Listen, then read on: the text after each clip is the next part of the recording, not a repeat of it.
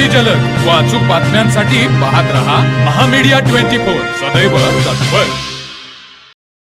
कोल्हापूर गारगोटी मार्गावरील बिद्री येथे किराणा मालाच्या दुकानातून छुप्या पद्धतीने गुटख्याची विक्री करणाऱ्या एका व्यावसायिकाला स्थानिक गुन्हे अन्वेषण शाखेने अटक केली। उदय भिकाजी ढेकळे राधानगरी असे त्याचे नाव असून त्याच्याकडून 1,53,552 रुपये किमतीचा विविध कंपन्यांचा गुटखा आणि सुगंधी सुपारी जप्त करण्यात आली आहे। मिळालेल्या माहितीनुसार उदय ढेकळे याचे बिद्री येथे कोल्हापूर गारगोटी मार्गावर किराणा दुकान आहे। या दुकानातून तो गुटखा, सुगंधी सुपारी आणि तंबाखूची बेकायदेशीर विक्री करत असल्याची माहिती कोल्हापूर स्थानिक गुन्हे अन्वेषण शाखेच्या पोलिसांना मिळाली होती। या माहितीच्या आधारे पोलिसांनी संबंधित दुकानावर छापा टाकला।